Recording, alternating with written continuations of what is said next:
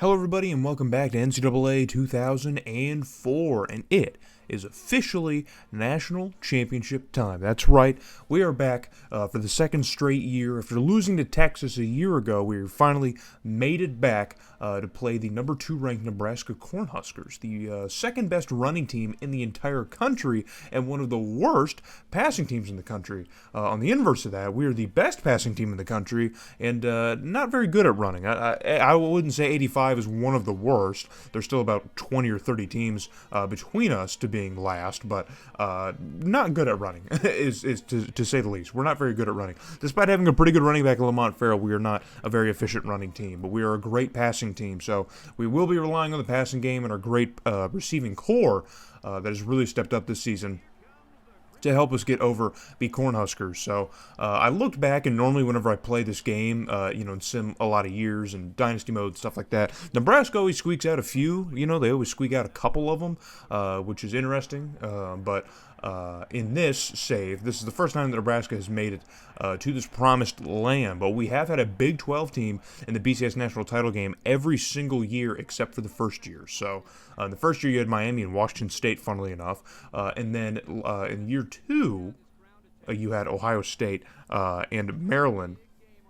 I forget this is our 5th year. You had Ohio State and Maryland, and then the year after that you had Oklahoma beat Ohio State, and then last year you had Texas beat us, and now we have Nebraska taking us on again. So I'm glad that we made it back. I don't think I've made it to back-to-backs in a Dynasty, like just playing like this ever, I don't think. I think every time I sim it and play it like a GM mode, there's always a year or two in between, like in the Akron series that happened, but I'm glad we were able to make it back, and already we're applying pressure on Nebraska's quarterback, and he's making a huge mistake, throwing just a prayer of a ball up in triple coverage, and Cecil Randolph is going to come down with it, and it's going to be an early turnover for the Crimson Tide defense. So we get pretty solid positioning on the field here around midfield. Tim Lewis pitches this one off to Lamont Farrell. Lamont Farrell breaks off a block here, spins away from another tackle, and gets a favorable animation to get brought down inside the 25. So much for that bad run game, huh?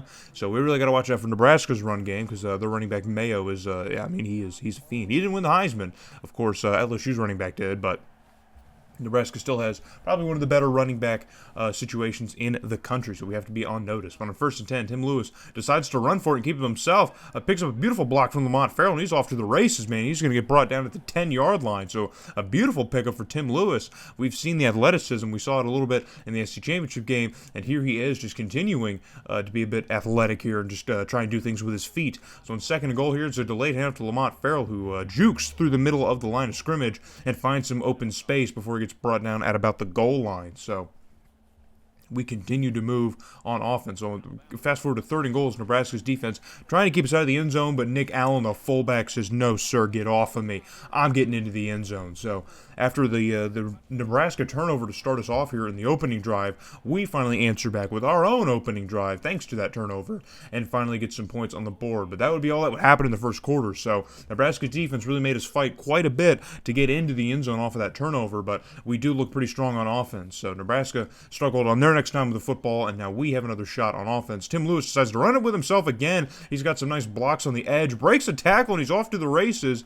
And fortunately, he does not fumble the football. You got to get scared every time he runs like that, but he picks up a beautiful gain on the ground. So he's really kind of been the leading rusher right now, Lamont Farrell, and we have Garrett Lewis, the backup running back, who's in, and he tries to get to the first down sticks, and he cannot do it. So that drive is going to stall out, courtesy of Garrett Lewis, I guess. So we're going to bring up Marion Ferguson to continue his work from the season, and he is doing just that as he nails quite a long field goal to get us up 2 scores here in the national title game, in the Sugar Bowl, more importantly. So up 10-0 over the Cornhuskers, and their offense has really just been struggling to move at all.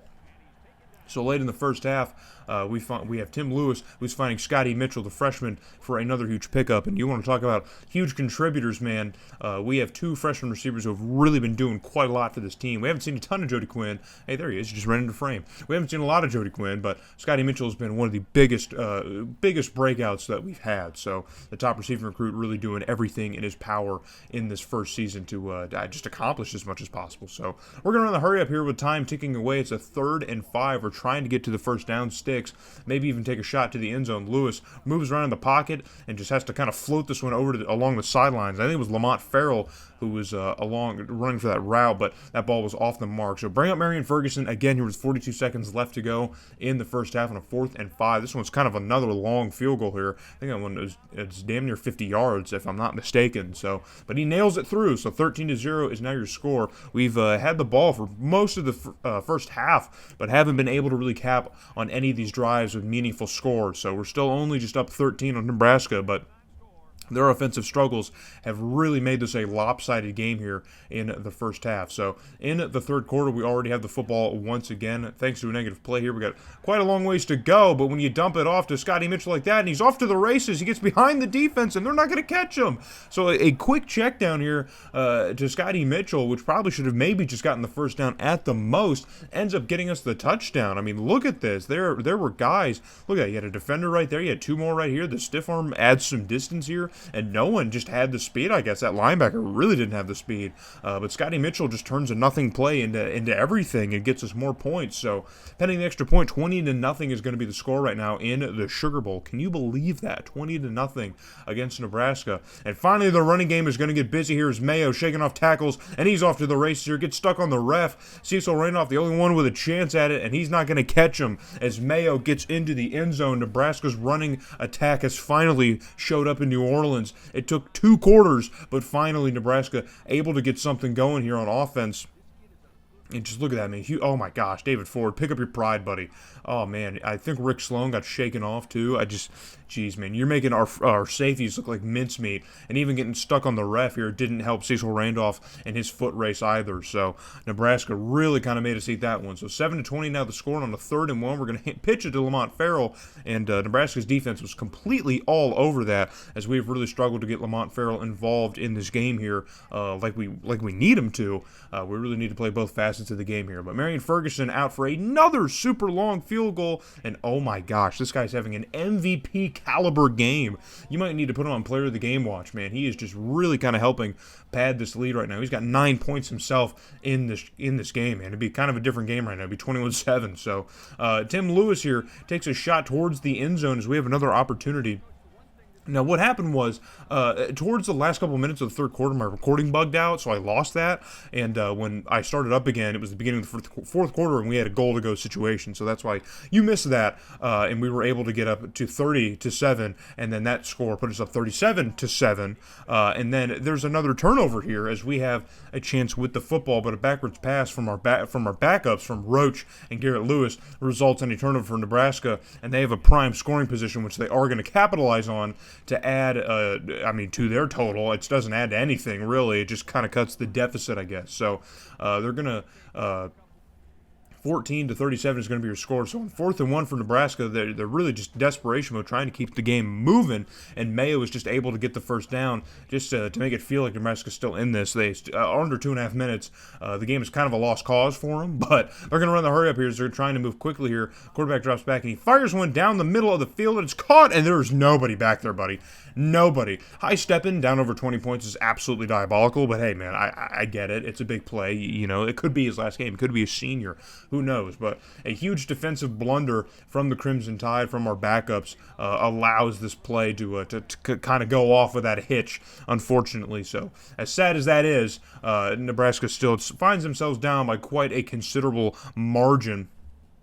And they're going to go for 2 here to try and just maybe get into this game somewhat. I don't know. They're going to pitch it off to Mayo, and he can't even get back to the line of scrimmage. And so the score is going to remain 20-37. That is going to be the score right now in the Sugar Bowl. So under a minute left to go here, but we're going to show a whole lot of points. And Garrett Lewis, man, getting angry run, shaking off tackles, man, getting into the end zone. We love to see the backup back, man, get involved a little bit here as he caps off basically all the scoring that we've done in this bowl game with a very nice, aggressive, angry run. So we haven't seen too much of Roach. He didn't do a whole lot once he stepped into the game here, but all of these broken tackles from Garrett Lewis to get into the end zone. Oh, it's got me feeling nicey, like Gruden says. Got me feeling nicey. So the game is going to come to a close, and Nebraska would add another touchdown. Tries to go for 2. Didn't matter, and they couldn't get the ball back. So we are going to cap off our perfect season, our first perfect season in the Sick Naven era. We came close last year, but Unfortunately, could not get past Texas in the Fiesta Bowl, but this year is a different story. We were able to get past Nebraska. We looked like the better team. I mean, we were in a class of our own, considering how our schedule went. I mean, I think we were a lot more dominant last year. Maybe last year's team was the one that should have won, and this year's team maybe should have lost in the title game. I'm not sure, but we still look like a very fierce team. Nebraska really kind of evened up some of the stats here in garbage time, but they only had 1 third down. I mean, a single third down, so you will not win games by doing that. Only made it to the red zone twice, so big plays were really their friend. They really relied on the big play. Mayo eventually got involved. He did have over 100 yards rushing, but again, that was all garbage time, when the game really didn't matter. Tim Lewis has himself a pretty amazing game. We're so used to him having at least 1 or 2 gimme turnovers, and he kind of limited that. So he had his best game of his career in the title game, and being a sophomore, he should come back. Lamont Farrell, however, we might lose after this season, I'm not sure. But Scotty Mitchell, man, first-team All-American, 143 yards and 2 touchdowns. You'd love to see it. And Chad Whitaker, we didn't see hardly in this game, but he is an All-American too. So we will look at that, obviously, in the next video. But just something to note that he is also an All-American. And the defense was everywhere, man. Carter Calhoun, man, stood on his head, buddy. 3 sacks in this one. I mean, pressure on the quarterback was definitely a thing. And then Marion Ferguson. You got to love it. Love Marion Ferguson. Woo! Round of applause. So here's our Sugar Bowl trophy. We finally added another bowl game trophy. Hard to think that we haven't won one in a little bit. But we do also win a bowl game in accordance to winning the national championship, which is right here in front of our face. It's right there, the crystal ball, as we get to hold. So Sick Nabian gets his first. We have plenty more to go in the 16, 17 years that we're doing this. We're down to just our final 10. I think we might have to win every single year just to beat Nick Saban's pace. But either way, our contract comes to an end, but we are going to get extended for 6 more years. Look at our overall record, man, 54-15. We don't lose to rivals, dude. 15-2. We do not lose to rivals. We've been to a bowl game every single year since we've been at the helm. We've won the SEC twice, and we just got our first national title. So we achieved every goal that Alabama set for us. So they're obviously going to keep us around for the foreseeable future. And, yeah, that's going to end year number 5. So when we come back, guys, it's going to be the off season. So we are national champs, and where do we go from here, right? I mean, just win more, I guess. That's the goal, is to win as many as Nick Saban. So hope to see you guys in the next one, man, when we cover the off season. And yeah.